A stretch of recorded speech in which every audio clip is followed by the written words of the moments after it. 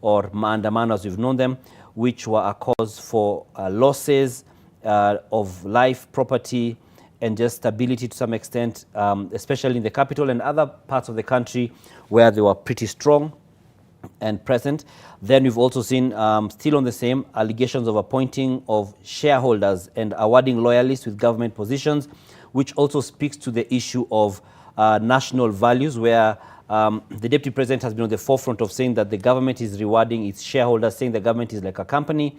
But this has also been a point of conflict among the people in the Kenya Kwanza coalition and the Kenya Kwanza administration, as some have spoken against it, including the president, who a number of times alluded to saying that all Kenyans should get equal opportunity, which contradicts what his deputy has been speaking or preaching, which is about the government of shareholders. Aside from that, one of the biggest things, it is not even an elephant in the room, it's just an elephant altogether, and that's the high cost of living. And this has been characterized by the increasing prices of household commodities. This includes cooking oil and flour and maize meal, the weakening shilling against the dollar, and a high level of inflation, which have been a key concern. A number of the people who NTV spoke to this morning, and when we were having our live broadcast in preparation for this State of the Nation address, was speaking about the high cost of living and how burdensome it is. A lot of people say that the president came into office and got their votes, on account of the promise to bring down the cost of living. But this has actually become worse. It has deteriorated. The president, has said that some of the factors, and as well as economists as well, have said some of the factors are not, are beyond the president's control because of some of the global factors. But there are others which are, which have been cited as being policy and implementation challenges, some which the current administration blames or attributes to decisions which they deem to be wrong, which were done in the Uhuru Kenyatta administration. So the president says that and his administration have been saying that they are working on reversing the effects of what the Uhuru Kenyatta government had put as policy and effected and implemented. Aside from that, we also see there have been concerns which are in a way linked to cost of living, but just about the stability of the economy. And some include creation of new positions in government outside what the government provides, such as the Prime Cabinet Secretary, as well as the Chief Administrative Secretary, which the courts quashed. So this is one that which brought a lot of heat in the past year, because there were 50 CASs who were appointed, but this was on the back of Kenyans feeling the burden of the high cost of living. The country is struggling in terms of the economy, and that is an additional cost in terms of keeping these offices operational. These offices, because they're not just individuals, it's a whole team. There have been concerns that the CASs have still been enjoying the benefits of being employees of the government, yet they are not. And this was seen when the current spokesman of the government was at an event where he and the former woman rep of Laikipia, that's Keto Rugoro, was speaking in a way to say that they still are CASs and still operate from the respective government offices. And this again speaks again to the second thing we have talked about, which is the national values. There's also the status of devolution, which is again on national values, which helps bring the services and resources closer to the people. And so there have been discussions about devolution. This is the 10th year of devolution. And there have been concerns about the national government not letting go of some of the devolved functions. And so this is one that the governors have also been agitating against, especially in sectors such as health. And there's again, we spoke of the one elephant, which is the cost of living, and the other is corruption in government. Then the other thing that the president is expected to address is international obligations. Now, Kenya pledged to lead a multinational security support mission to Haiti, including releasing 1,000 police personnel to handle the escalating violence in Haiti. And this has also raised a lot of concerns and questions, as Kenyans felt that this is not, some Kenyans, I should say, felt that this is not a priority, especially when the country is having the battle of the issues with security. And so this continues to be an ongoing debate. And just earlier on today, Interior and National Administration CS Kithure Kindiki was in Parliament, was responding to some questions, and he actually addressed the matter, saying that there are some prerequisite things to be met before the officers are deployed to Haiti.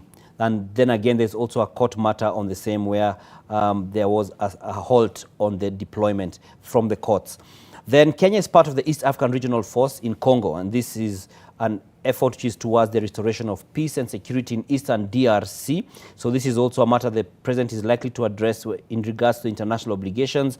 Then we also have, still on that theme, the recent treaties, visa-free entry to Kenya by Africans, which is part of just trying to make Kenya more accessible and Kenyans, people more accessible into the country as we grow to improve our relations with other countries and just to attract more visitors and investment in the country. Then we also have different MOUs which have been signed by the President with different countries, President and his government, I should say, such as Iran, China, name it. The President has been on many trips abroad, as well as his deputy and the Prime Cabinet Secretary, as well as various CSs who have then been accused of also now being ever on the road, or should I say in the air.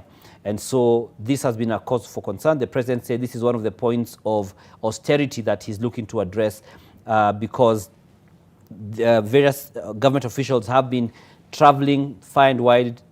They say they are going to seek markets for the country and just to sell the country and its products.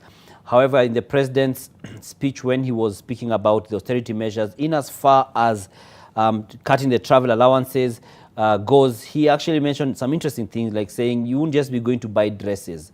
The time you're spending to go buy dresses or otherwise is no longer going to be there. And so this is part of the mini budget that he proposed and sent to Parliament for discussion, just cutting down the travel dynamics. And so this is still what has facilitated the signing of the MOUs, or at least the MOUs have been signed. Some MOUs have been signed during some of these tours.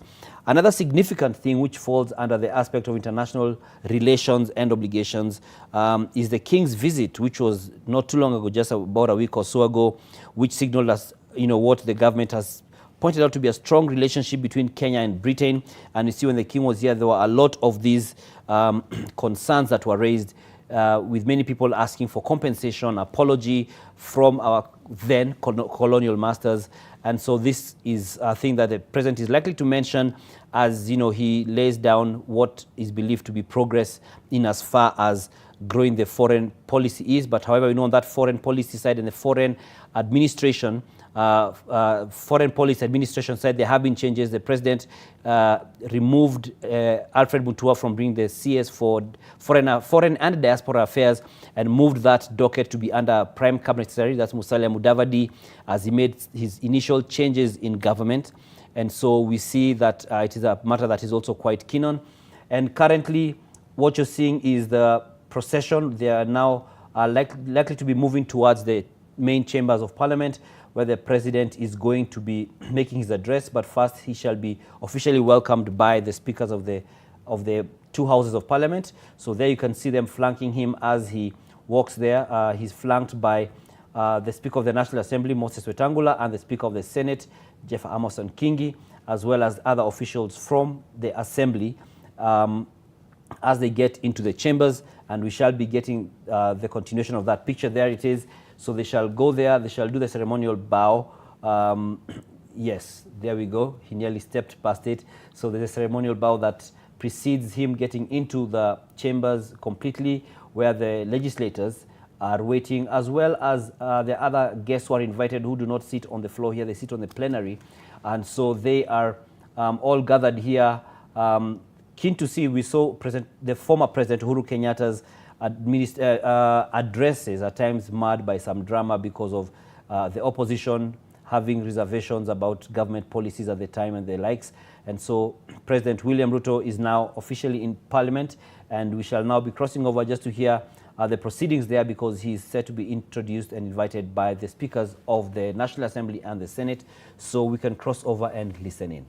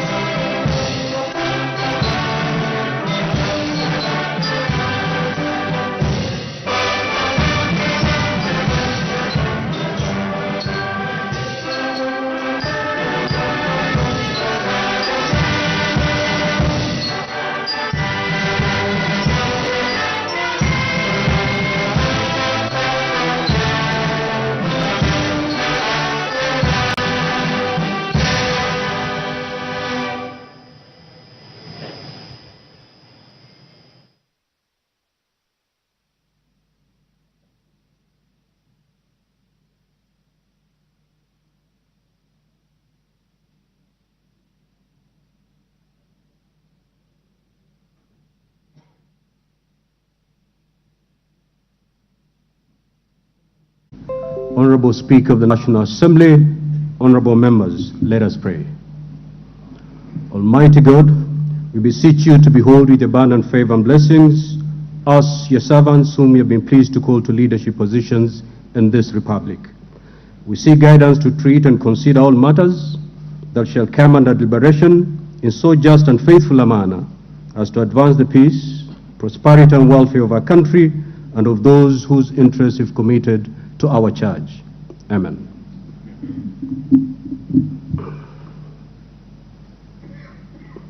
You may be seated.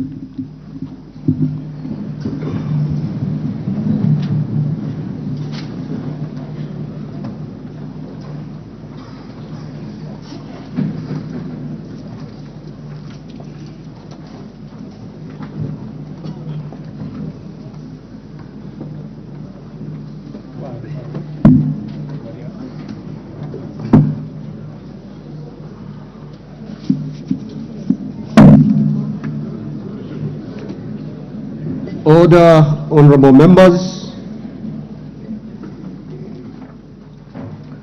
Your Excellency, the Honorable Dr. William SAMOE RUTO, CGH, President of the Republic of Kenya and Commander-in-Chief of the Kenya Defense Forces, the Right Honorable Speaker of the National Assembly, the Honorable Moses Wetangula, AGH, MP, honorable members of Parliament. Article 132(1) of the Constitution of Kenya requires the President to address the special sitting of Parliament of Kenya once every year and at any other time. Further, Article 132(1)(c) requires the President to amend to Parliament annually on the state of the security of the Republic. In this regard, therefore, pursuant to Article 132(1)(b) and C(1) and 2 of the Constitution, the Presidency, via the letter reference number OP/CAP.26/4A, Volume 2/52, informed the Speakers of the Houses of Parliament of the intention of His Excellency the President to deliver his address to Parliament. Consequently, pursuant to Standing Order number 25(1) and 2 of the Senate, I gave notice of today's special sitting to the Honorable Senators by Gazette Notice number 14716, which was published in the Kenya Gazette on Friday, 3rd November 2023. Accordingly, honorable members, this special sitting is properly convened. I thank you.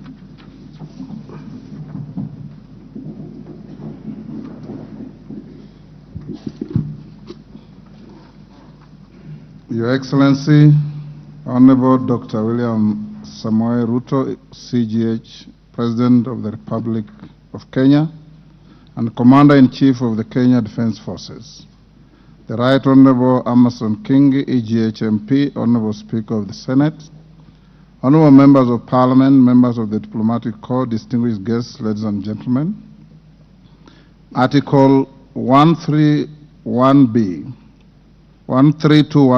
of the Constitution of Kenya requires the President to address the nation once every year and at any other time. Further, Article 132(1)(c) requires the President to once every year report in an address to the nation on measures taken and progress achieved in the realization of our national values.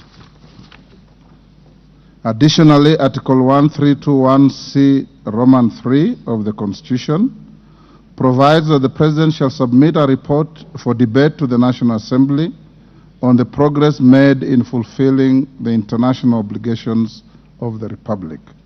In this regard, honorable members, by way of a message to the House dated 26 September 2023, His Excellency the President conveyed his desire to address a joint sitting of the Houses of Parliament today, 9th November 2023. Therefore, pursuant to the provisions of Standing Order 22 of the National Assembly Standing Orders, and by Gazette Notice number 14715, which was published in the Kenya Gazette on 3rd November 2023, I gave notice of this special sitting of Parliament to the members of the National Assembly. Accordingly, honorable members, this special sitting is properly convened. Your Excellency, In the custom of Parliament, we recognize invited guests seated in our galleries. I therefore wish to recognize the following guests who are seated in the Speaker's row. Her Excellency Rachel RUTO, EGH, First Lady of the Republic of Kenya, and other members of the First Family. His Excellency Honorable Rigathi Gachagua, EGH, the Deputy President of the Republic of Kenya and the spouse of the Deputy President, Her Excellency Pastor Dorcas Rigathi. The Honorable Musalia Mudavadi, EGH, the Prime Cabinet Secretary and Minister of Foreign Affairs.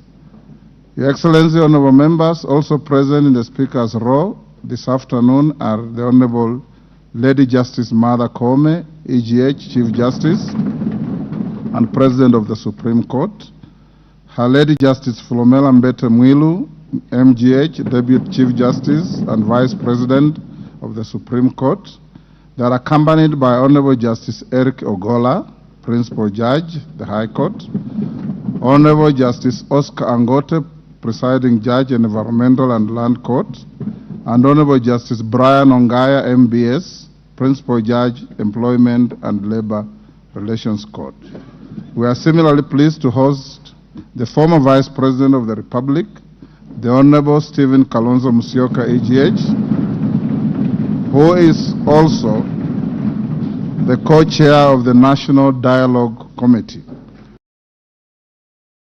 We are also honored to have in our midst the immediate former speakers of the Houses of Parliament, the Honorable Justin B.N. Muturi, EGH, who is the current Attorney General of the Republic, and the Honorable Kenneth Lusaka, EGH, the Governor of Bungoma County.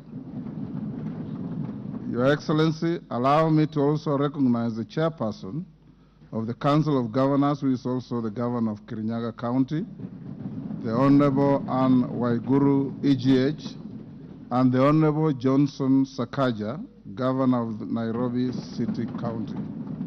May I also accord special recognition to all Cabinet Secretaries present, Mr. Felix Kosgei, Chief of Staff and Head of Public Service, Principal Secretaries, members of the Diplomatic Corps, and heads of constitutional commissions and independent offices present in Parliament today. Your Excellency, I wish to make a special mention of the Chief of the Kenya Defense Forces, General Francis Ogola, and the respective service commanders, the Inspector General of Police, and other leaders of our disciplined forces who are seated at the Speaker's row. We are grateful for their distinguished service to the nation. To all invited guests, karibuni sana kwa bunge. Honorable members, distinguished guests, ladies and gentlemen, it is now my singular honor and privilege to invite His Excellency the President of the Republic of Kenya and Commander-in-Chief of the Kenya Defense Forces to address this special sitting of Parliament. Welcome, Your Excellency.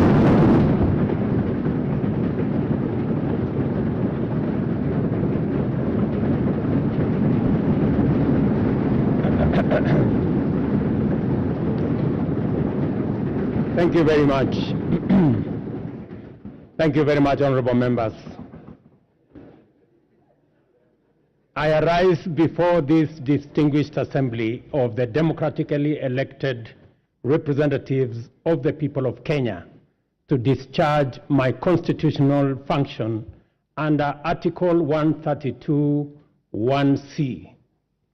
The occasion requires me to give an account to the people of Kenya, the measures taken by their government under my leadership, and to give full expression and effect to the soul of our constitutional dispensation by implementing the national values and principles of governance set out in Article 10 of our Constitution.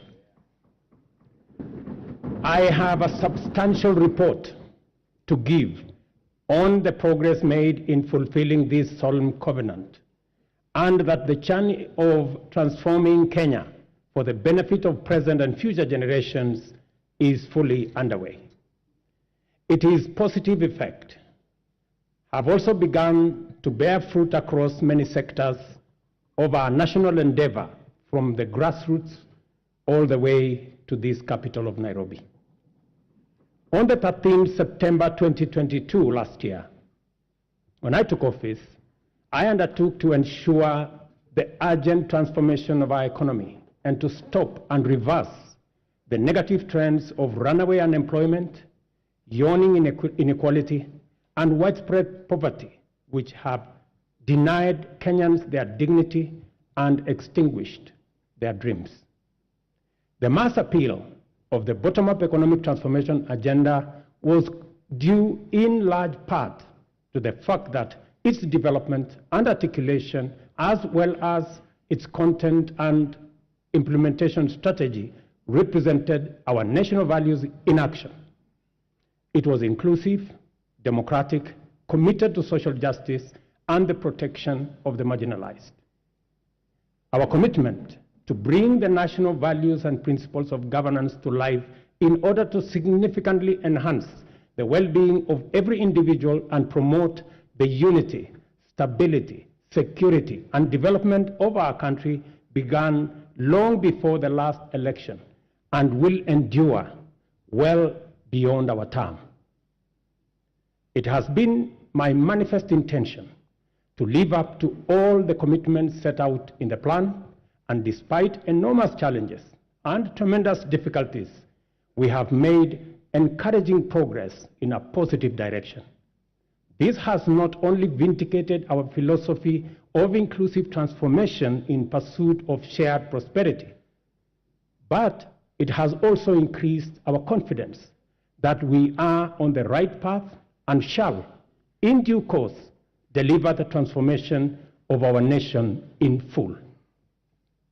It is important for us to point out that we began the implementation of our mandate to transform Kenya's economy from the bottom up under extreme difficult circumstances, not to excuse failure or to justify inability or omission to do the necessary work.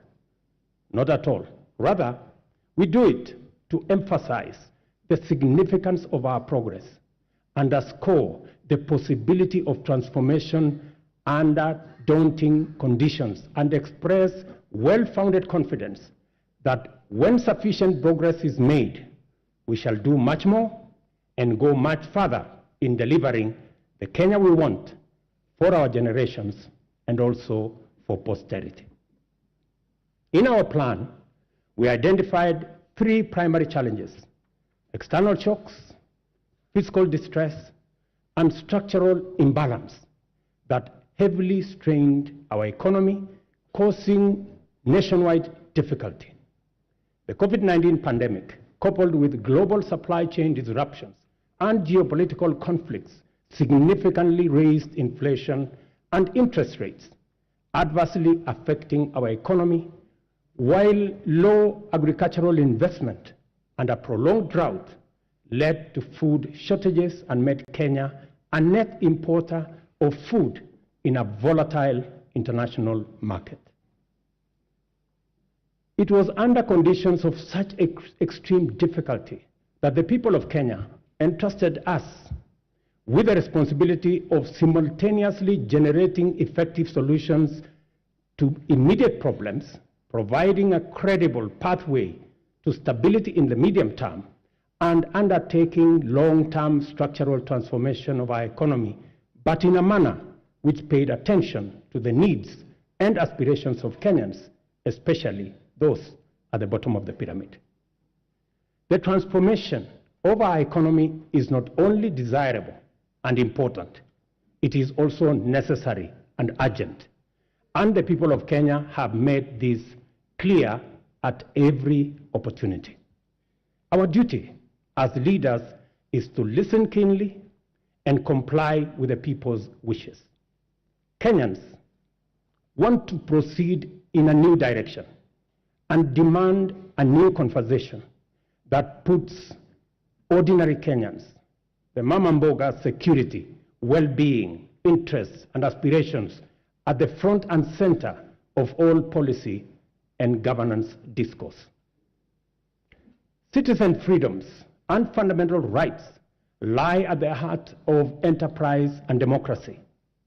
Accordingly, our governance system must be fit for purpose, able to protect people and their belongings, safeguard freedom, facilitate democracy, and promote market efficiency. To do this, law enforcement must be robust, judicial integrity, efficiency and independence, absolute, and the right to the protection of law non-negotiable and impartial. Our police service and other actors in the justice, law, and order chain, including the judiciary, must therefore be professional, independent, impartial, effective, and inspired by national values and principles of governance. In keeping with our promise to the people of Kenya, I signed important instruments on my first day on duty. Among them, the delayed appointments of 6 judges to the Court of Appeal as recommended by the Judicial Service Commission. Enhanced allocation through this House to the judiciary by 3 billion Kenya shillings. Designated the Inspector General, who is sitting in this House as the accounting officer of the National Police Service, to enhance police independence, and subsequently appointed a task force led by the former Chief Justice David Maraga to review the terms and conditions of service of members of the National Police Service. This was necessary, members, so that we can cement our place as a nation on the firm foundation of the rule of law. Together with the people of Kenya, we have changed everything. We have transformed the national political conversation from personalities to issues, from regional or ethnic largesse to opportunities for all our young people, from divisions to inclusion, and from status quo to the bottom-up economic transformation for shared prosperity.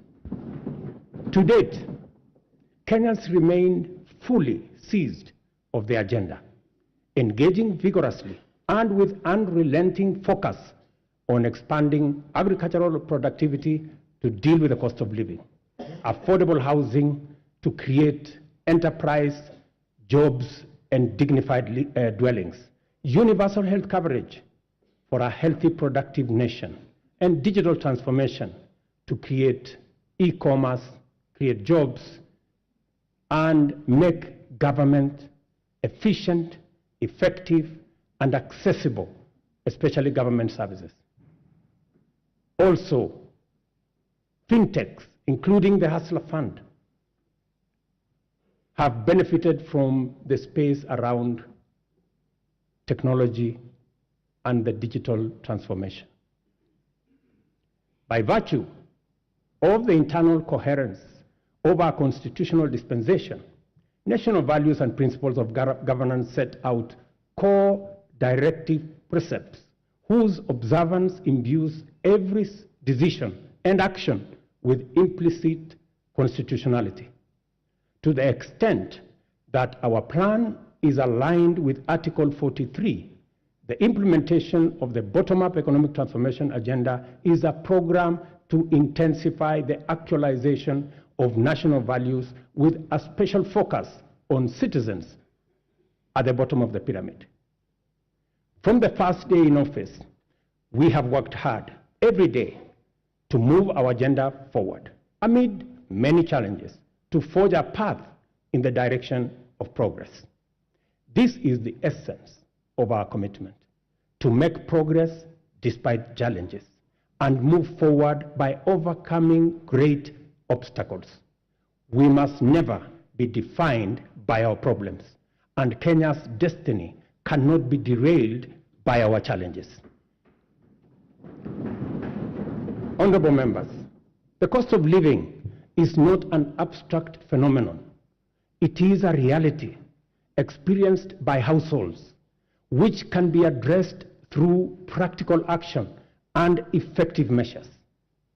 One of the most salient interventions in addressing the high cost of living is the strategy to support agricultural production throughout the sector, ranging from food and cash crops as well as livestock value chains. I am committed to put the shame of hunger behind us once and for all. We rolled out a countrywide farmer registration and fertilizer subsidy program that has made available 5.5 million bags to farmers across Kenya. We have progressively reduced the cost of fertilizer from 6,500 to 2,500, increased maize acreage under production by an extra 200,000 acres this year, and enhanced maize production by an additional 18 million bags this year. As a result of these interventions, today, a 2-kilogram packet of maize flour is selling at a low of 145 and a high of 175, depending on the brand you buy, down from 250 shillings a few months ago. The famous gorogoro of maize is selling at between 60 and 75. Honorable members, you know how much it costed a few months ago. We have also established 22 new fish landing sites in 9 counties in Nyanza and the Coast region. We have funded and organized beach management units into cooperatives, set up 2 hatcheries in Kabonyo in Kisumu County and in Shimoni in Kwale County. And we are in the process of completing Liwatoni fish processing plant in Mombasa by end of next month, and Shimoni Fish Port by the end of next year. Again, to bring our blue economy resources into the realm of food production. To achieve efficiency, transparency, and accuracy in fertilizer distribution, we enrolled farmers on a digital register with accurate details of the location and acreage of their agricultural land holdings. This database enabled us to implement an e-voucher system through which farmers receive their fertilizer consignments for planting and top dressing of maize, tea, coffee, rice, potatoes, cotton, edible oils, sugarcane across the country. Our farmers are the best people to speak about the success of the fertilizer program. Yesterday, I spoke to several farmers in different parts of the country. Ms. Alice Nato, a single mother in a place called Milo in Bungoma, told me that the 2,500 fertilizer had doubled the yield in her farm from 52 bags of maize last year to 120 bags of maize this year. Another farmer, Mr. Albert Muni from Embu, appreciated the impact of fertilizer subsidy had in his farm and asked me to work out a way that the fertilizer can be delivered closer to the farmers rather than at the National Cereals and Produce Board depot. I assured him that I will work with the governor of Embu and with all governors to actualize his proposal for him and for other farmers who believe the same. But it was Mr. Samuel Chacha of Kuria who graphically painted the picture of transformation the fertilizer subsidy has done in his farm. With a phrase that struck my mind, he simply told me, Mr. President, shamba yangu ina meta.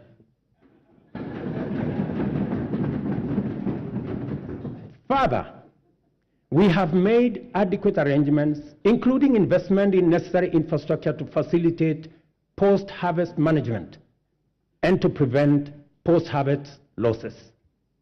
17 certified warehouses jointly managed by the National Cereals and Produce Board and the private sector owners with a combined capacity of 365 metric tons or 4,090,000 bags have been prepared in the maize growing areas.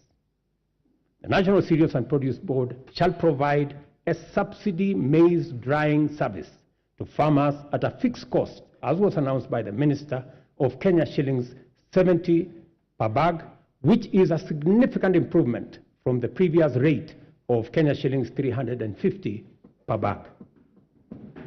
Yesterday again, the first consignment of the 100 mobile dryers this House facilitated my administration to buy for use by our farmers. I announced to you yesterday the first consignment of the dryers docked in the country. Additionally, we are enhancing dairy productivity for better farmer returns. The government, working with milk processors, and I had a long conversation with them in Nakuru, we are mapping the country to ensure coolers are supplied where they are needed. Soon, farmers will be paid based on milk quality, boosting incomes, and they can also enjoy global market access. Our reforms in the coffee sector are bearing fruit, with our farmers set to earn 4 times advance pay for their crop, from a low of 20 to now Kenya shillings 80, following the allocation of Kenya shillings 4 billion from the Coffee Cherry Fund that was ably facilitated by this House. Coffee reforms regulations will give farmers the necessary representation and weight at the national coffee auction. It is my intention to make sure these measures are expected to aid ongoing efforts, including expanding production to new counties and double coffee output in the next 4 years. The government of Kenya is currently restructuring public sugar mills, expediting the leasing of 5 companies for rehabilitation and expansion to boost industry competitiveness before the Commercial Sugar Safeguards expire. The objective includes creating a competitive sector, raising farmer incomes, and enhancing productivity. This House, 1.7 billion shillings that will go into paying farmer arrears and other complications that arose out of the challenges our sugar sector was facing. I want to promise this House that in the next couple of weeks, we shall be dispersing that money so that farmers in the sugar growing area can go home for Christmas with their money. As earlier indicated, our public borrowing had long crowded out the productive sector from the financial markets, raising the cost of credit and slowing down trade and commerce. As I told Kenyans on my first day in office, times were difficult and many people are struggling, and necessary and effective sustainable solutions were urgently needed. We must admit, honorable members, that as a country, we had been living large and way beyond our means.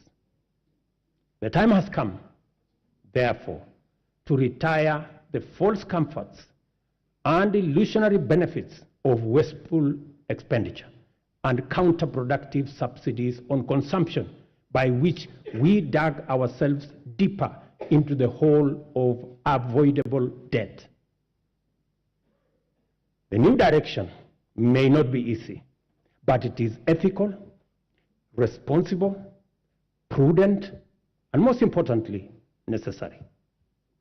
We've had to take hard decisions and make painful choices because we owe it to the people of Kenya to do the right thing and to confront facts as they are without flinching or equivocating.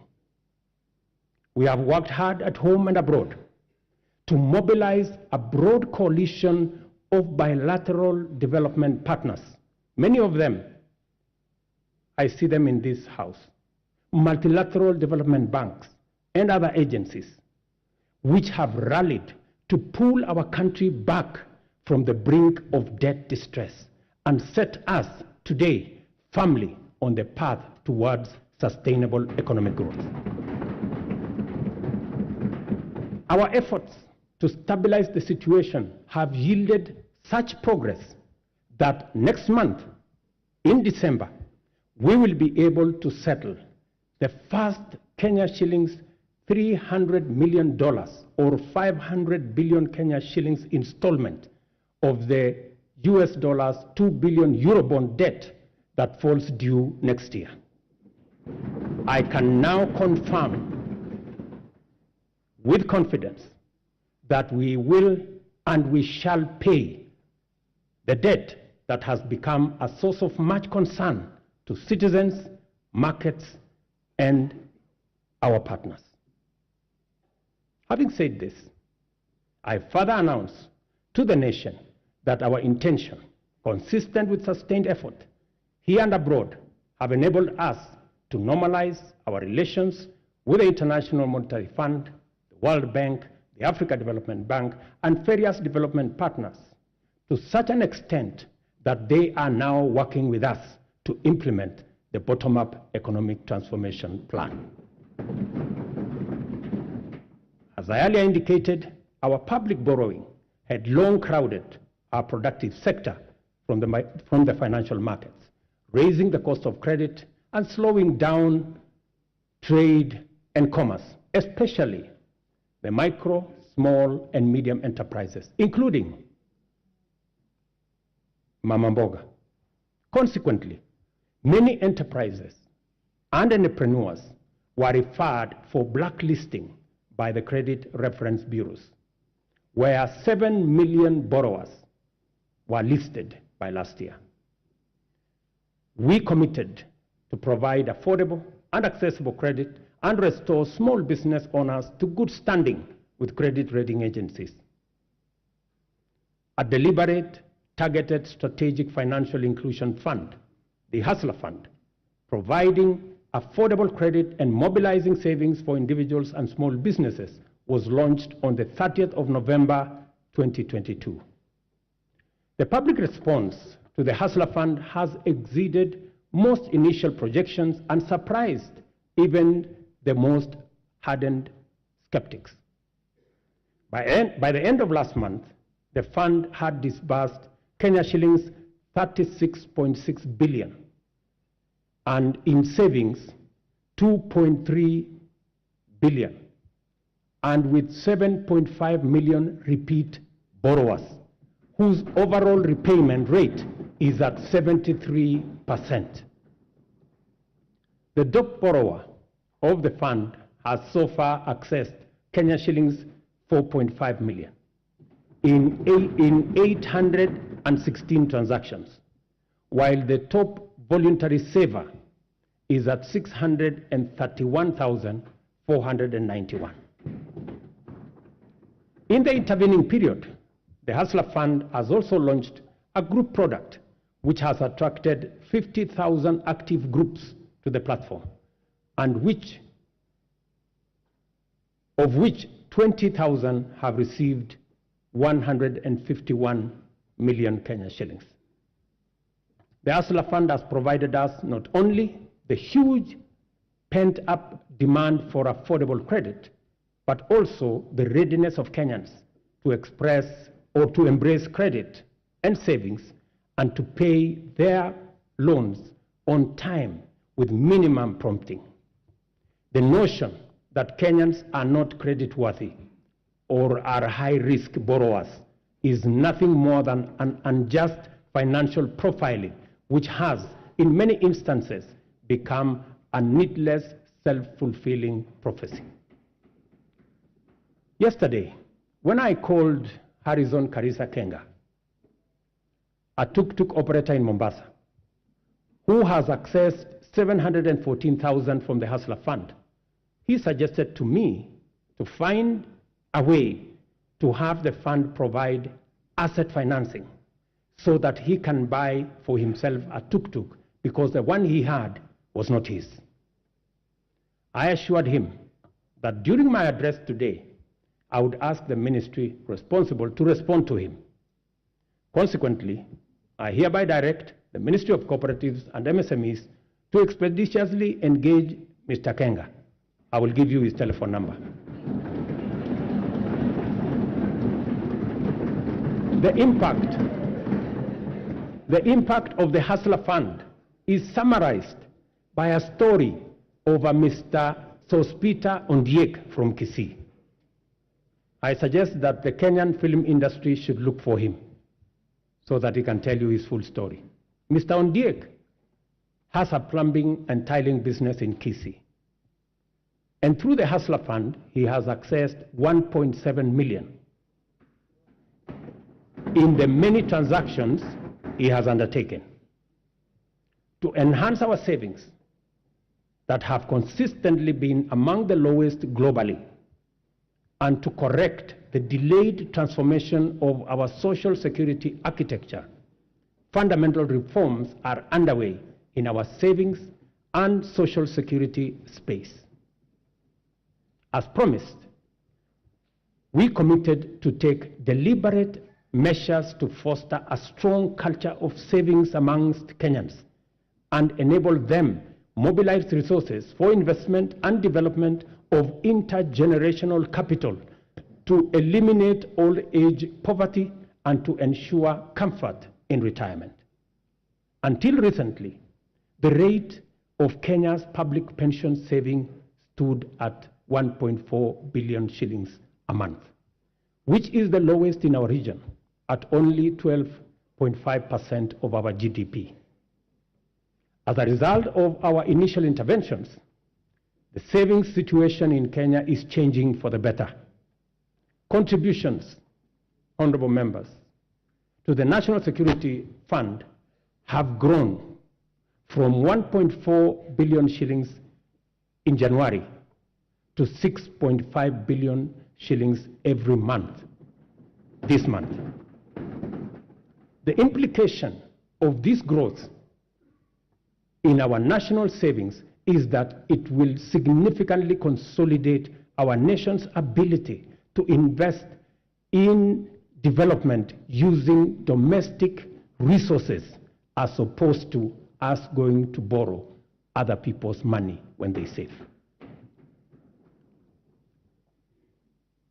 Honorable members, majority of Kenyans live in their own rural homes, even though many experience land and settlement challenges, including landlessness, insecure land tenure, and perennial squatter problems. Acute housing challenges are principally an urban phenomenon, and they present a serious threat to health and safety, as well as dignity of people, particularly low-income earners. The proliferation of slums in our urban areas indicate the extent of this serious problem and the urgency with which it must be addressed to enable Kenyans have greater choice in leading dignified, safe, and healthy lives affordably. Low supply of affordable housing units in Kenya is acute, making rent a huge component of the cost of living for many households. The increase in affordable housing units is a strategic intervention to not only supply affordable dwellings for Kenyans, but also as a means to reduce the cost of living. 3 categories of houses will be supplied by this program: social housing, affordable housing, and for the rest, market rate housing. Interest on financing is where we intend to make the big difference. Interest at the moment, as all of us know in this house, is at almost 18%. But under this program, all interest should be or will be at single digit. For social housing, the interest will be at 3%. You know, honorable members, that we all get 3%. So even the people in the social space, they also deserve to get 3%. Those in the affordable housing space will get 6%, and 9% for the people in the market category. The affordable housing program has received tremendous support from county governments across Kenya. And I want to thank governors, and I know the chair of the Council of Governors is here, through her, all governors who have worked with us to make sure that this program becomes a reality.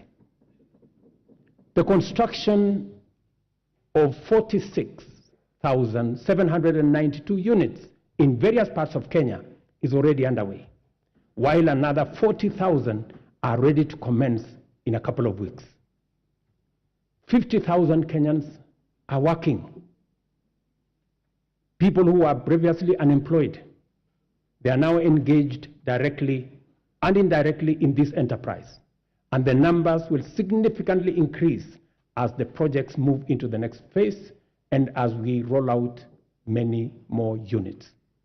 A total of 746,795 housing units are in the pipeline as I talk to you, under various stages of delivery. More jobs are being created with the formalization of the Jua Kali clusters, providing products like doors, hinges, and windows. And this morning, as I visited one of the sites that I went to launch the construction in March, I was amazed that a site that was flat in March today, and I was with the Member of Parliament for RUTO, today has 8 11-block units, almost at 60% complete. And I also met the Jua Kali cluster for RUTO, and they have been given a contract of 140 million to be able to supply doors and windows. Architects, engineers, quantity surveyors, masons, electricians, plumbers, transporters, steel and cement factory workers, and hardware merchants will be partakers in this transformative plan. I spoke to Moses today at the site in RUTO, an electrician, and he told me out of the 1,700 workers in the site today, he was in charge of 114 electricians who are engaged in that site. And he asked me, Mr. President, make sure the next site is ready for us, because we will finish this ahead of time. Let me also say, we are constructing 400 markets across Kenya to provide Mama Mboga with a dignified working environment, complete with water, electricity, and other amenities. And I want to thank members of this House for participating in various ways and working with us and also with the counties in identifying the right locations for these markets. Ladies and gentlemen, honorable members, our education system must develop a formidable reservoir of skill, talent, highly competitive and innovative human capital to support our vision of an economically transformed Kenya. Within weeks of taking office, I appointed the Presidential Working Party on Education Reform, led by Professor Raphael Munavu, my former teacher, who provided clarity on transition to the new competence-based curriculum and made further recommendations on necessary reforms in our education system from early childhood all the way to the tertiary levels. The Working Party concluded its work and submitted a report whose recommendations are already being implemented. The urgent and vexing question of transition to junior school has been settled, and the Kenya Primary School Education Assessment will be used for the exclusive purpose of monitoring learners' progress and not for placement in any grade. In keeping with our commitment, 56,750 new teachers have been employed. I'm sure the Honorable Milemba can confirm this. While 8,200 primary school teachers were retrained to equip them with capacity to effectively deliver learning and teaching at junior school levels. With changes to the entry requirements for teacher training colleges, admission has increased by 300% to now 20,456 trainees. I was privileged to be in Kwale last week to open the Kwale Teacher Training College, which had only less than 100 students a few months ago.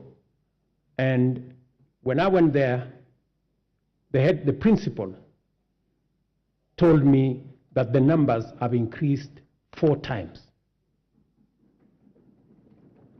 At the tertiary level, the Working Party recommended an overhaul of the existing education funding framework to a variable scholarship and loan model in order to address the financing gap which denied many Kenyans the opportunity to pursue tertiary education in our universities and TVETs, but also created many complications in our universities and institutions of higher learning that by last year, our universities had accumulated debts of close to 60 billion Kenya shillings.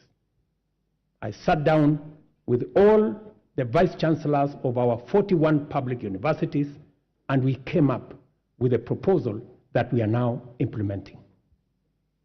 The new model for financial support is student-centered and deploys a rigorous, impartial means testing instrument to establish the level of need of every student, which then becomes the primary consideration in allocating scholarships and loans.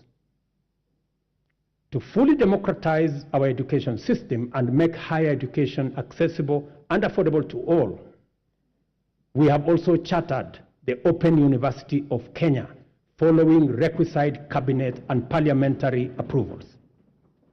I want to thank this House for expediting the Open University Charter that had been in the works for the last 10 years. I also want to announce to you that the first 1,000 students will report next month. In the course of consulting Kenyans from all walks of life during the formulation of the bottom-up economic transformation agenda, the foundational contribution of health to citizen well-being and the role of costs in driving up poverty were identified as chronic. The implications are very clear, and we cannot afford to delay the delivery of universal health care anymore. Consequently, we have instituted radical reforms in the provision of healthcare services in Kenya, including the enactment of 4 new laws that will anchor the implementation of this bottom-up approach to healthcare. I am tremendously grateful to this House and honorable members for enacting the Primary Health Care Act, the new Social Health Insurance Act, the Digital Health Act, and the Facility Improvement Financing Act. These laws, honorable members, will usher in and guarantee a new era in the provision of healthcare, covering all essential services from preventive, promotive, curative, palliative, and rehabilitative services, guaranteeing every Kenyan access to comprehensive and quality healthcare.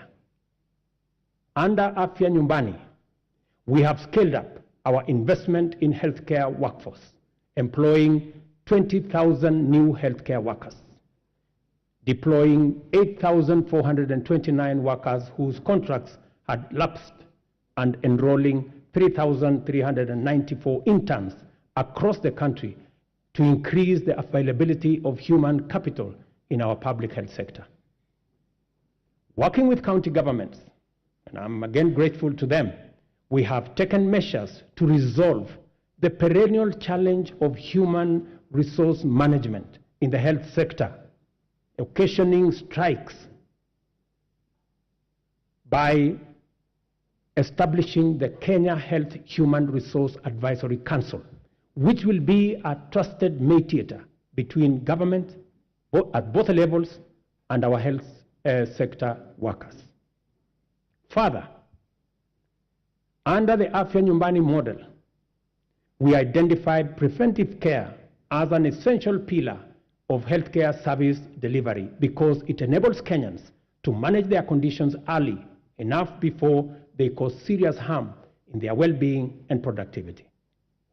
Community health promotion is our bottom-up intervention to deliver preventive and promotive health solutions at the grassroots by deploying community health promoters to visit Kenyans at their homes, provide basic diagnosis for common conditions, and refer cases to appropriate medical facilities. Together with all the 47 counties, and again, I am grateful to the governors, we have deployed 100,000 community health promoters fully equipped with the necessary kits and an electronic community health information system. In the last 1 month, CHPs have attended to 1.2 million households, just in the last 1 month. I spoke on phone to Mr. Masood Dirie, a community health promoter in Garissa, yesterday, who told me he has been a community health promoter, health volunteer since 2011. Unlike before, now he has a full medical kit and has used it to confirm that 7 people in his locality had high blood pressure. In a twist of fate, he tested himself and discovered that he too had high blood pressure. That's what he told me. And so, apart from referring others, he also had to make way to the hospital. Mr. Obembi Ogutu of Homa Bay told me that the program now makes primary health care a paperless engagement, saying it had started to reduce queues in hospitals. Through the Facility Improvement Financing Act 2023, we have established a framework that confers financial autonomy to health facilities, enabling them to retain funds generated with a mandate to improve facilities, capacity, and to provide healthcare services within that locality. In addition, the Kenya Medical Supplies Agency, as part of many radical reforms, will now deploy ICT to manage supply chains of essential health products and commodities. As a result of this small intervention, KEMSA has improved its stocking rate from 40% to 60% in the last 5 months. And we are now targeting 80% by March next year. As is becoming clear, we cannot hope anymore to deliver services to Kenyans in their millions across the country with any measure of efficiency, integrity, transparency, and accountability without ICT. From education and health to agriculture and financial inclusion, digital technologies reign supreme in transforming service delivery, governance improvements, and catalyzing efficiency throughout the economy. We have commenced the rollout of 100,000 kilometers of the last mile fiber optic connectivity to make reliable high-speed internet available throughout Kenya, along with 25,000 free Wi-Fi hotspots in all market centers. The rollout, and I was given a statistics by the end of this year, the first 2,200 will be rolled out, and another 1,450 ICT hubs in every ward. I want to thank the membership of this House for considering to change the NGCDF Act so that you can also deploy those resources in the ICT space and enable millions of young people in your constituencies and wards to access internet and technology for digital jobs, e-commerce, and to give them the possibility of working on remote jobs. I have engaged the chair and committee of this House in that space. We have agreed on the model of how the ICT hub will look like, and I am truly grateful that Parliament came through and considered changing the law so that we can work on this together. We have expanded digital provision of public services to encompass 13,000 services to date, and it is my commitment to ensure full digitization by the end of next month. Our decision to enhance efficiency and integrity in the provision of government services has gone a long way to improve revenue collection.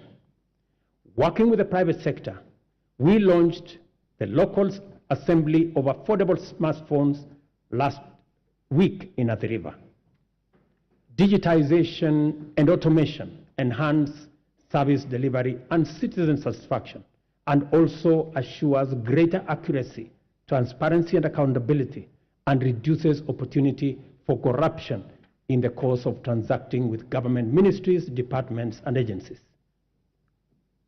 Corruption, honorable members, wastage, inefficiency, and negligence are serious threats to our transformation agenda and unacceptable practice that has no place in our nation.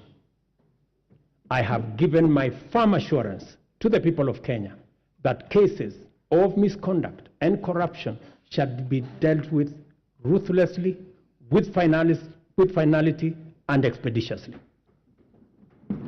I ask this honorable House to finalize the Assets Declaration and Conflict of Interest Bill to further tighten our anti-corruption policy framework and eliminate space for those who want to steal our money.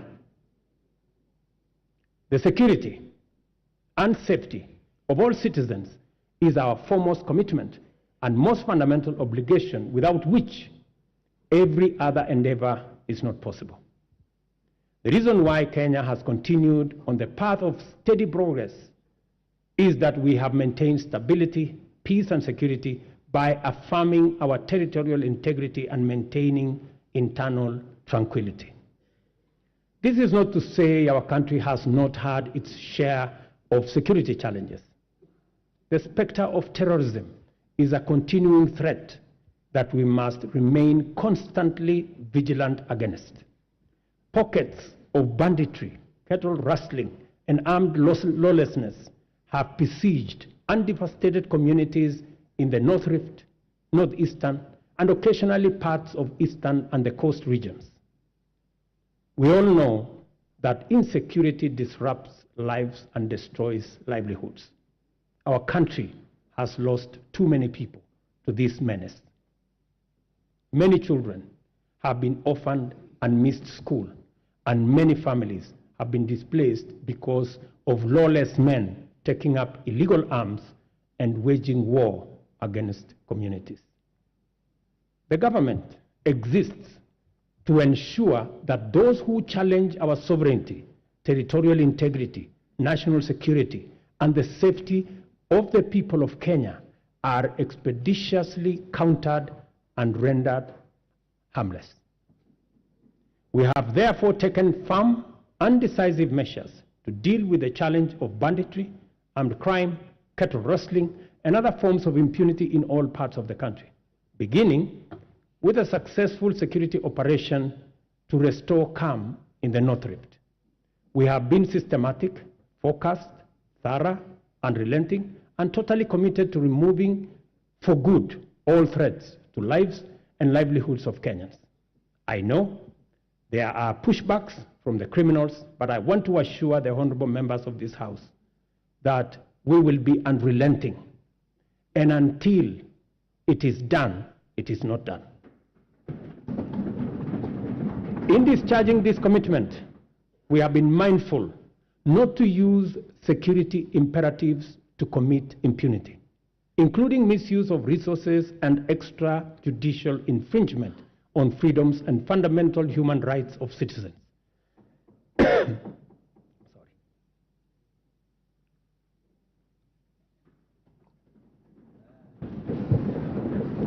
sorry.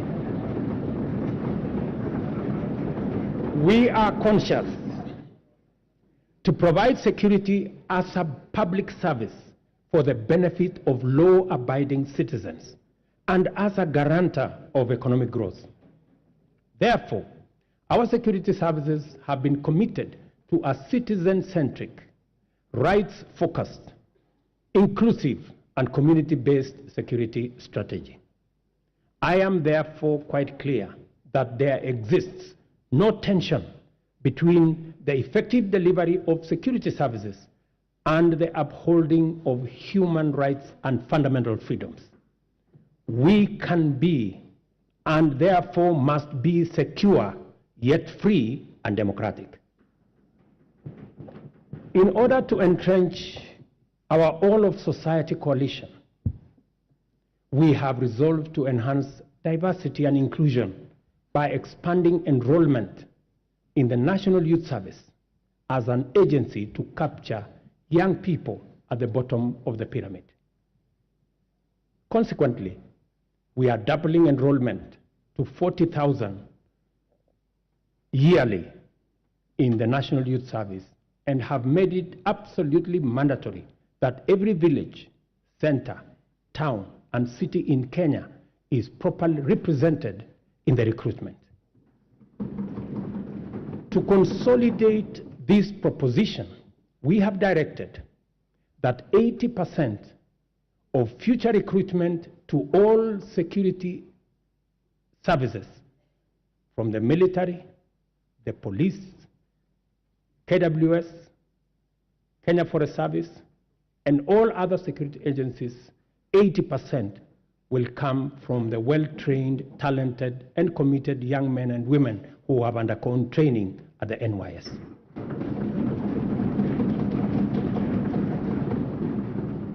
Kenya finds itself continuously summoned to its duty of care to serve as a reliable anchor to our region's security, peace, and stability. We continue to answer our historic, moral, and strategic responsibilities to deploy our resources in solidarity with our region in general and our immediate neighborhood in particular. To prevent the imminent collapse of Goma in eastern DRC, which we have had would have had serious consequences for the wider East African region, we deployed our troops under the East African Community Regional Force. We have continued to anchor the fight against Al-Shabaab in Somalia under the Africa Union Transition Mission in Somalia. The Kenya Defense Forces continues to make Kenya proud, and I salute them. It is our firm position that only a democratically accountable system that is sensitive and responsive to the adverse and diverse composition of Sudan can secure that country. Given the regional interconnectedness, together with the Kingdom of Saudi Arabia and the US, we have engaged the Jeddah process as IGAD to fashion a framework that will be best placed to successfully deliver peace in Sudan. Honorable members, our economy is firmly interconnected with regional, continental, and global economic systems. Our security and stability is likewise integrated with those of our neighbors. Kenya has a fundamental, essential, legitimate, and clear interest in conducting robust diplomacy in form of bilateral and multilateral engagements. For the last 12 months, we have continued to fulfill our international obligations through Kenya's leadership in the international arena. This is underscored by the high-level summits Kenya has hosted and participated in. Kenya successfully hosted the inaugural first-ever Africa Climate Summit. We also hosted the 43rd Ordinary Session of the Executive Council, the 5th Mid-Year Coordination Meeting of the Africa Union, and the Regional Economic Communities, and the first-ever African edition of the Berlin Climate and Security Conference in Nairobi. All these summits have brought into our country about 30 heads of state and government and over 30,000 delegates from different parts of the world. The government has made deliberate efforts to harness the immense and potential of Kenyans also in the diaspora. Indeed, I established the State Department of Diaspora in the Ministry of Foreign Affairs so that they can fully participate in the affairs of our motherland. I have committed to work collaboratively, consultatively, and collectively with the counties and all Kenyans to uphold our cherished national values as human dignity, equity, social justice, national unity, inclusiveness, integrity, good governance, transparency, and accountability. I encourage all honorable members and indeed all Kenyans to embrace an open mindset in regard to national strategic interests and to leverage on our rich heritage and diversity. One of the greatest strengths of our country is our capacity to devise bold, unprecedented solutions to our threats and challenges, create imaginative strategies to avert danger, and chart new paths to deliver us from adversity. There is no doubt that our nation has been confronted with immense pressure emanating from political misunderstanding sometimes and electoral disagreements. And it is because we have a robust democracy, which we are very proud of. Such pressure can disrupt lives and livelihoods and undermine our economy. Thankfully, Kenyans always find the moral strength and political imagination to reach across the political divide and engage in dialogue in the spirit of goodwill, fraternity, and commitment to the national interest and the welfare of the nation. It would be, honorable members, remiss of me not to mention the ongoing bipartisan process of national dialogue that has enabled our leaders to find common ground on many of the issues whose resolution will accelerate our transformation, deepen our democracy, and enhance national unity. Specifically, I thank the two co-chairs, my good brother, Stephen Kalonzo Musyoka, our former president, and the leader of majority in the House, Kimani Ichung'wah, for doing a wonderful job. Congratulations, gentlemen. I salute the courage and patriotism of my fellow leaders who have embraced national dialogue and engage and encourage all of us to keep up the noble work of bringing Kenyans together. There is so much to report about the progress we have made in serving the people of Kenya and transforming our economy.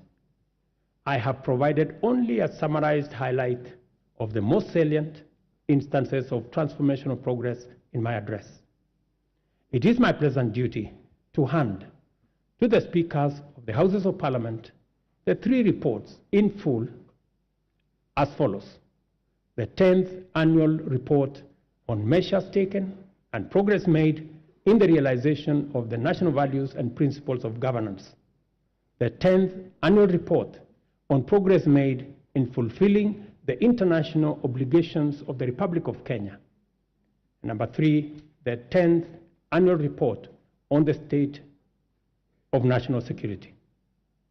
I will not hesitate to acknowledge with profound humility that a lot of the successes we have achieved in delivering the bottom-up economic transformation agenda was due to the patriotic support and solidarity from members of this House, both in the Senate and the National Assembly. We are fortunate to be attempting this ambitious historic project of radical change in a bipartisan era when dialogue, consensus, collaboration, and partnership have replaced dissent, contention, conflict, and disarray as the operating principles of political discourse. Issue-oriented politics, honorable members, is not just a democratic necessity and a pathway to sustainable transformation. It is the most effective way of mobilizing diversity for collective national good.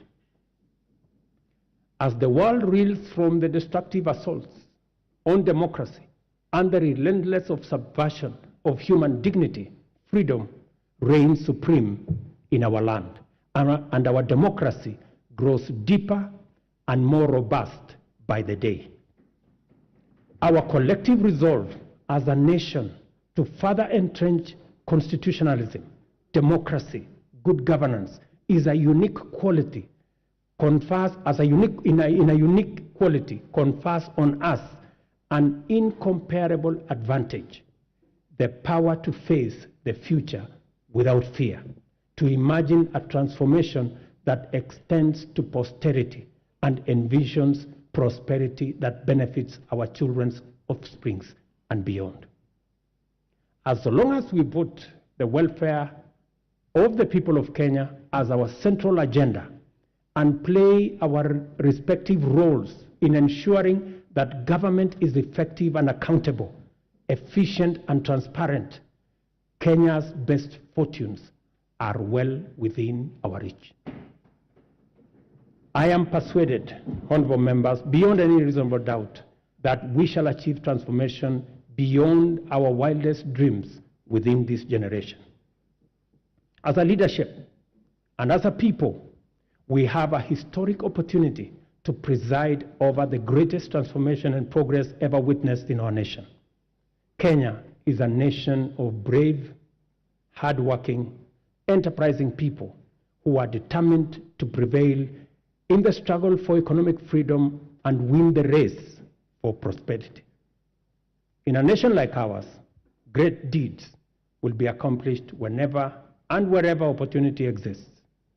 This is why the hard work we have done is already showing the promise of abundant fruit. We have laid a firm foundation for rapid development, and Kenya is no longer on the marks. The state of our nation at this moment in time is prepared, all set, and ready to go. I thank you, God bless you, and God bless Kenya. Thank you very much.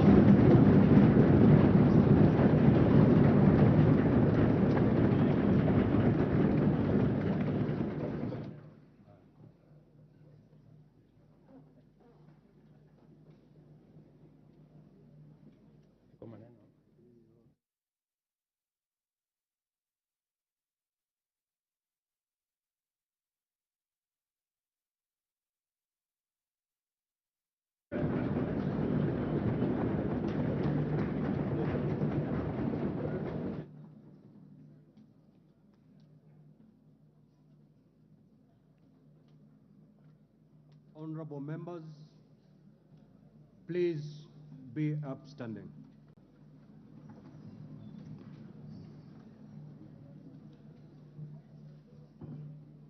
Your Excellency the President, the Right Honorable Speaker of the National Assembly, honorable members, we have come to the conclusion of the business of the day, and it is now time to adjourn.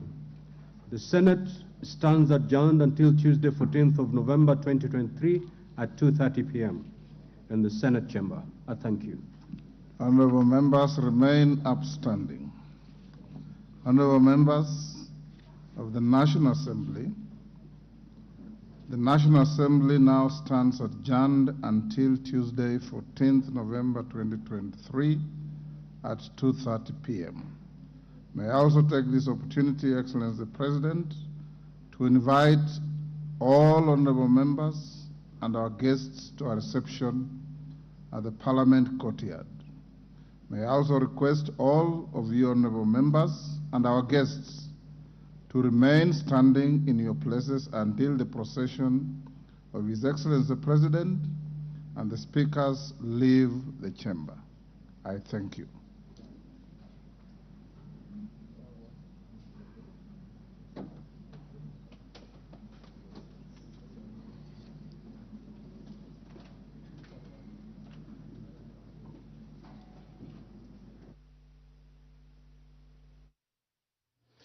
You have been watching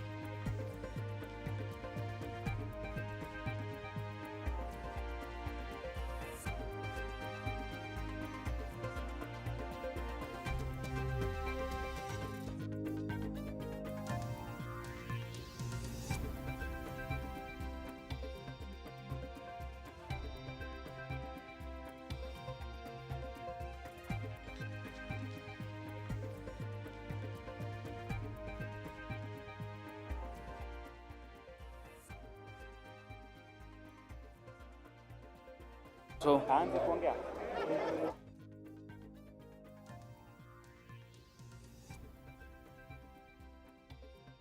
Mtazamaji, huu ndio mwisho wa hotuba yake Rais William Ruto mwaka 2023, hotuba ambayo imekolea mambo mengi yaliyokuwa matarajio ya Wakenya, mambo ambayo walitaka rais kuzungumzia, mambo ambayo walihitaji kusikia kutoka kwake Rais William Ruto kwa siku ya leo, kutoka katika swala la uchumi, mtazamaji, tukielekea kwenye swala la usalama na vile vile ushirikiano baina ya Kenya na mataifa ya kigeni. Mambo hayo yote bila shaka ameyazungumzia Rais William Ruto. Na nigusie tu kidogo katika swala hili la ufisadi, vile vile Rais